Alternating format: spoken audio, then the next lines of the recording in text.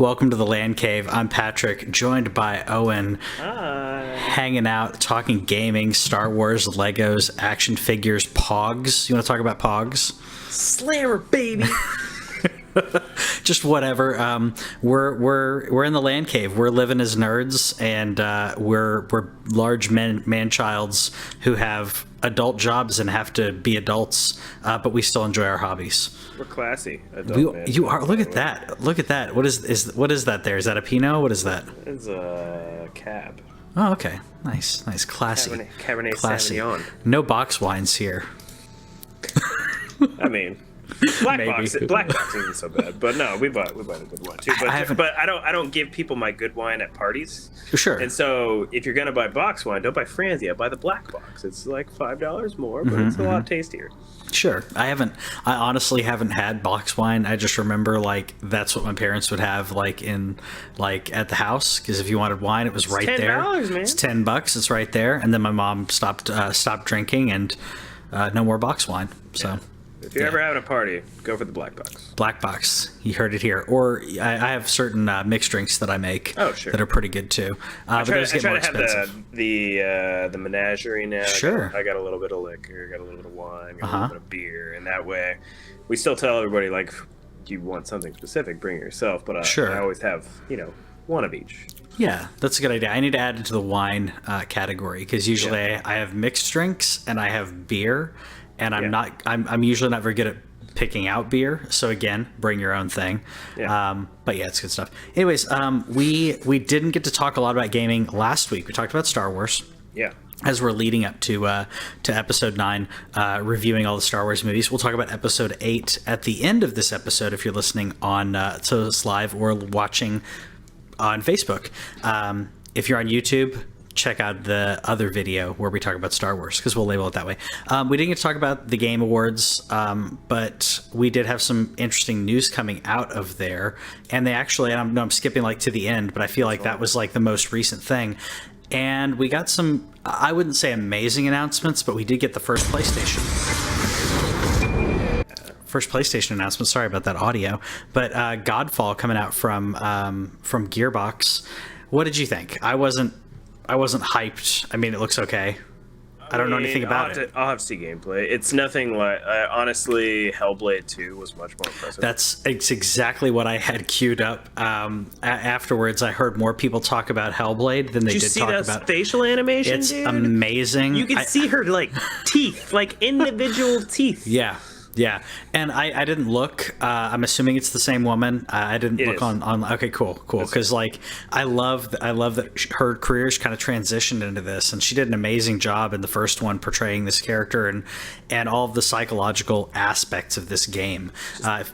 It's beautiful. Just the fact that they said that this is in engine, and I know that this isn't gameplay also, but the engine looks so... Her teeth... I know it's a weird thing to focus on. They're real. They look real. Exactly. There's parts of that... There's parts of where she's moving around specifically where you're like, that's not mocap. Well, it's not only teeth, but I'm gonna go rewind it just slightly.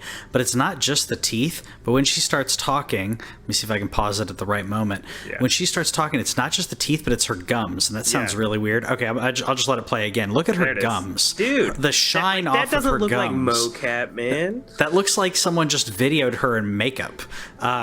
It looks amazing.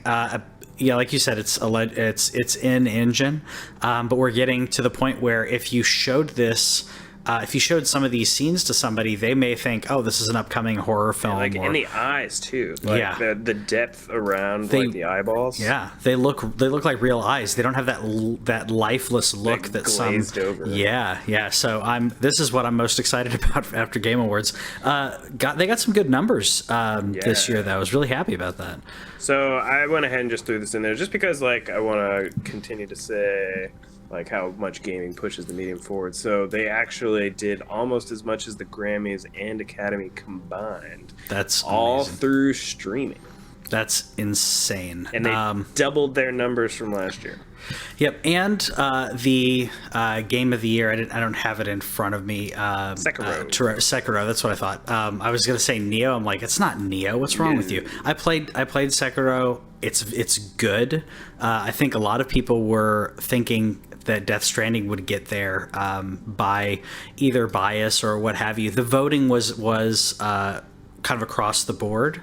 We had a lot of people that were like larger podcasts were involved in this, as well as gaming journalism. So I was happy about that. It's like it's kind of like the Oscars, where you take people who are in the industry who know a lot about it and you ask them to vote, as opposed to trying to get people to buy it. I'm sure there's money may have been kicked around, but what did you think about Sekiro winning? I know you didn't play it, right? No, I absolutely did not. I don't play From Software games, but that's okay. I can appreciate that everybody else loves Miyazaki and what he does. I was surprised. I did not expect Death Stranding to get it because of kind of the online backlash. I think that enough people were already like salty that even though it was voted, even though Keighley had nothing to do with it. Yeah. The fact that it was there, but so what they did, if you notice, they gave game director to Kojima. So like there's your nod, Kojima. I honestly expected it to be Control. I thought that was more recent, and that's actually what I've been playing this week because I'm trying to catch up on some of like the games that I've kind of put on there. But you know, good for Sekiro. What'd you think of Control, by the way? Since Control is weird. Yeah. It looks fantastic. I think I'm probably playing the worst version of it on PS4 Pro. Well, I guess the worst version of it would be on PS4. I'm probably playing the worst version on PS4 Pro as compared to like Xbox One X or PC. On PC, I know that they have ray tracing available and stuff, but the game looks great.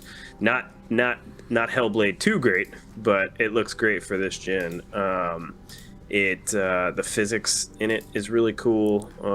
Basically, like you can pull pretty much anything, like including like you can break pieces of the wall off with your, I'm gonna call them force powers, but you know, your telekinetics. Like the story though is a bit, it's not above my head or anything. It's just it's hard to get behind. So there's like there's like an FBI for like weird stuff. It's kind of like an FBI for paranormal things. So like, and it's called the Federal Bureau of Control, and that's where it takes place, is inside the Federal Bureau of Control, which is a living building. A living building? Yeah, a living building. Because it has a bunch of weird stuff that I don't really get. So that's the part of the game where I'm like, but it's still fun enough playing it. I'm probably halfway through it. Yeah, it's interesting. We're both playing confusing games because I'm going back. I randomly started doing this, kind of randomly. Kevin was texting me about Metal Gear Solid 5, and it got me wanting to play it again. Dipping back. It's such a good game, but it is again one of those things. It's very confusing if you don't know what's going on. It's confusing if you do. So I'm trying to like answer questions and trying to remember things out of the lore of the game. Kevin basically said like he has no idea what's going on, and it's like he's liking the mechanics, he's enjoying that, but they'll make references to characters. And did he play the other one? He did not. Oh, okay. So yeah, no, you're not gonna get the story. I played like 3 of the other ones, and I watched like hours and hours of Metal Gear like lore stuff before I played it. And even then I was like, it's kind of like how people joke about Kingdom Hearts. If you go into playing Kingdom Hearts 3 and you've not played all of the side games, there's so much that just isn't explained, that they're referencing and characters coming up. So Metal Gear is a lot like that. Even when you have like reveals that when you do have a reveal, sometimes it's not spelled out for you. Sometimes it is, sometimes it's not. So something that may be a twist, if you know what's going on, like you're just like, oh, okay, he looks a little different, or it's that other guy, which I don't know who that is. So well, then the names like don't make sense. It's not like John and like Ted and like, you know, it's like Big Boss, Snake, Solid Snake, like all these people. And then like, there's the boss. There's the boss who's different than Big Boss. Quiet. Solid Snake, Quiet. Quiet's one of my favorite characters, and I love the story about leading up to her creation, right? Do you know about that? Like I know that she's over sexualized, but like, that's the thing. So originally Kojima was like, we're gonna have like her character, and there's precedence for this in Metal Gear. Her character uses photosynthesis to survive in the wild. Yeah. So other snipers do that. So he was going to have her naked, Yeah. and her hair would cover it up, and they're like, that's too sexual. So he's like, okay. And then that's when he made her like the way she is in the game, where he's like, all right, we'll put clothes on her, and we're going to make her pose in front of you and make moaning noises. Like... That was his way of going, oh, okay, that's not allowed, but this is okay. Which Barely. obviously it kind of messes with the product, because then you have to explain, like, no, that's an inside joke. I mean, if she was naked, he would also have to explain. He would have to explain. And his it. explanation's stupid. The photosynthesis, yeah, it's Metal Gear. I mean, I know. But either way, I like it. I love the mechanics in this game. I try to be as stealthy as possible. I do okay sometimes, but that's the. I'd say that's the easy way to play the game, because if you try to go in guns blazing, it's actually more difficult to do that. You're gonna have a bad time. That's why, and that's one of the reasons why I'm not a big Metal Gear person. I'm just not a big stealth, because I get very upset. Like if I'm going stealth and I think I'm doing a really good job, and then all of a sudden you turn the corner and there's a dude there, and all of a sudden your mission's over, and I'm like, I didn't know that guy was there, and then I get mad. So yeah, well, thankfully the mission isn't over when like you get caught, and there are ways to like get out of it. There's actually like they added I think it was added in this game, but I can't remember if it was in 4, where if someone sees you, you have I want to say it's like 5 or 6 or 7 seconds and it's like the time slows down, and if you get to them before that time that timer is up, if you get to them and like knock them out or hit them with a tranquilizer dart in the face, like no one will be able to hear that person, because they just gasped. They didn't get to actually alert. So there's a little bit of a buffer with that, but the mission's still not over. Still in the game? The box is in the game, and it's a funny reference, because it's one of the first things your R&D team can do, because you can recruit people onto your R&D team, and one of the first things that's on there is he's like, hey, open up your droid, because you have an iDroid is the name of the phone that you have. Sure. And they're like, yeah, go to R&D. First thing you see there is like there's a cardboard box. I don't know what it's used for, but so and so said that you'd really want that item, which I thought was hilarious because it's just so meta. Yeah, and it was. I just remember like the Smash reveal for it. That was yeah, cool. It's hilarious, and it kind of makes sense, but it kind of doesn't. Anyways, on to more news. This is quasi gaming related, movie related. Yeah, we got news that that Star Wars may be leaving the trilogy formula, which I thought that we'd already kind of known this. I thought that was, I guess they hadn't officially announced it. Hey, Disney, don't slap us down for this video. Yeah, exactly. They we'll keep doing that. Hopefully they don't. We'll see what happens. I'm redoing episode 8, our trailer for our view for that, by the way. So we still have the video, or episode 2, but. Yeah, the moving away from trilogies, allegedly. I think this is Kathleen Kennedy said this. I have a feeling she's on her way out. But that's just me, and I don't mean that in like, that the haters won or anything, but I have a feeling she's going to be on her way out in regards to being a showrunner. She may still produce and everything, but this does come as a slight, not surprise, but the trilogy that the showrunners for Game of Thrones were going to do for Star Wars, they did cancel that, or they have fired them or something. I was okay with that. I was okay with that as well. So now she said this, so I just assumed we weren't doing trilogies anyways. Yeah, the thing is that they said they're not completely ruling it out. It's that they are not going to limit themselves. I'm like, oh, what? Disney's not going to limit Star Wars to doing specific things when they can. The thing that I really hope that they do recognize after Solo and probably after this one, even though this one is going to do gangbusters, it's going to make money as divisive as it is, and even Last Jedi made over $1 billion, or at least took in $1 billion at the box office. Who knows what that actually was making after all the marketing they did. I just hope they don't continue to oversaturate us. I hope that they pick smart things. I hope they pick things, even though honestly, not the biggest fan of Mandalorian as it's been going on. I think it's fun. We'll see what today's episode was like, and then next week's the finale. But I hope that they start curating a little better. I don't care if you don't give me a trilogy movie, even though that is a little sad to hear. Just give me good movies. Give me good content. Give me solid fantasy storytelling content. And it doesn't have to be every year. No, it does not have to be every year. I don't want it every year. Marvel has spoiled us, and it's killed it because they have put out consistent content. Two movies, sometimes 3 movies a year, and they're good. Well, and even then, I get a little tired of it. Yeah, I'd say once I got to Spider-Man last year, we hit. What came before Endgame? There was a movie. Oh, Captain Marvel was very average. Yeah. Then Endgame was awesome, and then by the time I got to Spider-Man and I watched it, it wasn't bad. But I was like, okay. Yeah. There's so much. It's too much. It's too much, and we don't want to oversaturate. Star Wars could be oversaturated to an extent. It has been oversaturated. We're going to get the Obi-Wan series. I'm happy about that. I'd like to see a few years of no Star Wars movie. Give us something that really changes, that immediately we look at and we go, that's completely different. People have talked a lot about the Old Republic. I think that's a great way to go back to something where you don't have to line everything up the way that the prequels had to line up with the original trilogy. Get it hundreds, if not 1,000 years prior. You're going to have more Sith, more Jedi. You can still have the seedy underbelly and everything like that.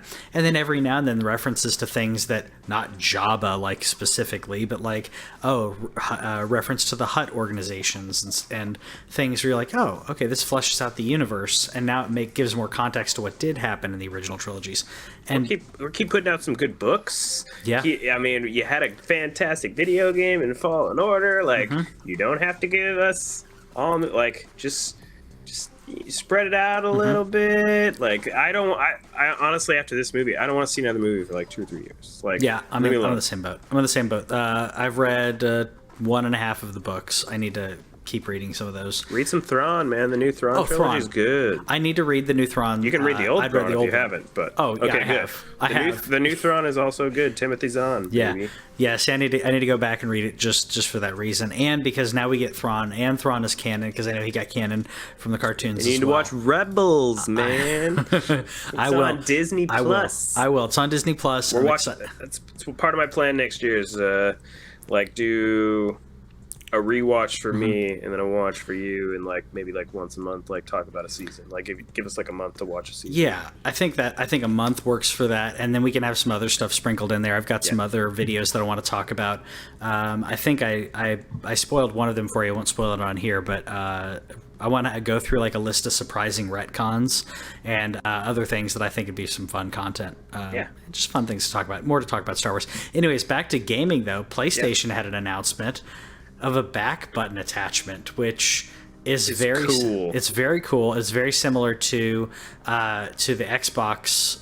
Xbox has something similar on the Pro controller, right? On the Pro controller, yeah. If they're mappable, I'm curious about the function because for me, this is going to be a lot easier for my hands than straddling and wrapping my fingers around L1 and L2. If I can program that all on this, which it sounds like you can, I think it's going to be. I don't need to be competitive. I just think it'll be more ergonomic. Well, I think also the thing with it is SCUF controllers are $200. If you look at the Microsoft side of thing, the Pro controller is $200. This isn't looking to be that exactly. But it's an attachment. Also, it's I think $30. Yeah, it's a $30 attachment to your existing controller, so you don't have to buy an all new controller. Has memory in it. I don't think you can get overly complicated, but I think you can map every single button on the controller. The curious thing I want to know is if you can do a button combination. Yeah. But even just for me, if I could just map R3 to one of those pedals, things where you're running and I hate pressing in that stick and trying to aim. Yeah. So run and then aiming and all that kind of that kind of stuff. But the only weird part is that they're doing that at the beginning of 2020 when they're going to launch a new console at the end of 2020. So I'm wondering if the DS4 is going to be compatible with the PS5, and because they're making an accessory to it, I think it is. I think it's a solid prediction. The controllers are already are so similar. Yeah. That in regards to their hardware and their structure, obviously the PS5 one's more advanced, but Yeah. I think it should be backwards compatible. We also, and I didn't have a video for this, but It's okay. I put up a list of Time Magazine's best gadgets of 2010, and people were passing this around saying, PlayStation sucks, they didn't get in, but Xbox and Nintendo are in there. Well, Nintendo, actually, I did get something. Nintendo's in there for the Nintendo Switch. Sure. Crazy innovative. Awesome, yeah. Mind-blowing, merging the markets of handheld and traditional consoles. Xbox is in there for the adaptive controller, not for the Xbox One. That thing is dope. It's amazing. It's amazing. It's inclusive. You're getting people to be able to play games they never could, or people that used to be able to play games and can't anymore. And to be able to do that is amazing. That's why they're on there. Apple AirPods are on there, and a few other things that I'd say are Raspberry totally Pi, worth it. dope. Yeah. Chromecast, even though Chromecast was like the first to market, other than the Apple TV, and then they just got smoked. Yeah. Like Roku was like, "Hey, what up?" Amazon Fire came along. Like Chromecast still exists, and I know some people still use them, but it's not nearly as functional as those other ones. But at the time, it was really innovative. But I thought that the Raspberry Pi, I didn't realize that thing came out only 8 years ago. Yeah, I feel like they've just been around my whole life now. I feel like I thought they'd been around for over 10 years. I've got a couple companies that I work with who make phones or make other things like what is it, SpectraLink? Yeah, SpectraLink makes a phone, and to basically be able to program it's a Wi-Fi phone. You can hook it up to a device that they have their own name for, but it's a Raspberry Pi. It's a Raspberry Pi that they've pre-programmed. I'm like, this is awesome. It's cheap. It's everywhere. So the phone has Wi-Fi, or the Raspberry does? The phone is Wi-Fi. Instead of going wireless, it's a Wi-Fi phone, and to get your credentials onto the phone, you can plug it in. So let's say you got like 5 or 6 of them. You plug them all into this one into the Raspberry Pi, and it updates the phone. I'm like, that's really cool. Cool. The fact that they don't call it a Raspberry Pi, but we knew what it was as soon as we saw it. They're like less than $30 or about $30 to buy one. I'm sure they cost a lot less than that at wholesale. That's amazing. It's amazing technology. And you can do the gaming stuff. Everybody knows, the second that all the classics came out, they were like, well, we have this thing called a Raspberry Pi. Yep. You have to program it a lot more, but it is also way more functional. Yeah, but I just thought it was funny that people were talking about PlayStation being snubbed. Playstation's beaten. They weren't innovative. It was not innovative. It's a traditional console. It's an amazing console, but it's traditional. They made money. That's what they made great games, but there was nothing even with PSVR, PSVR was probably the most innovative thing they did, and the only reason I can say it was over something like an Oculus or Vive was just making it as affordable as they did. And even then, it's not necessarily innovative. They just somehow made a product that was cheaper, which now Oculus has already done. So no, PlayStation isn't exactly the most innovative company. No, Nintendo is far and above the most innovative gaming company. Of course, yeah. PlayStation's just making that money. And as we're talking about innovation, we're going into the next generation of clicked on the wrong one here. As we're going to the next generation of consoles, I don't think we're getting a lot of graphical updates, but neither one of our I guess the big two, if you want to call them that, PlayStation and Xbox, they're not changing up things the way that Nintendo does. They're more advanced versions of what we're playing now, which is okay. And we did get news, which again I think they'd hinted at already, but the Xbox Series X will be backwards compatible day one, which we assumed that was already possible. If you don't, at this point, if you're not backwards compatible, your console's not going to sell. Yeah, I don't think they had ever officially said it. I think they're now saying it because they've announced it, and Sony had already said it. Sony had said PS5 is backwards compatible. They haven't said. I don't think either of them have said how far it's backwards compatible. Yeah. We know that. I'm gonna guess PS5 is only backwards compatible with PS4, but who knows? Maybe they'll surprise us. And we've already seen with Xbox One that I think they can even go back to the original Xbox with some of their games, right? Yes, you can. Yeah. So I'm playing. I told you about my story of playing Knights of the Old Republic. Right? Yeah. My KOTOR is on there, and that's original Xbox. There's a possibility. I know cell technology makes it very hard to do when it comes to PS3. There's a chance that it could work. It has to be emulated though. If it's hardware, it's going to cost so much more money. Well, I mean, they can do PlayStation Now, and they figured out how to emulate PS3 that way. Yeah.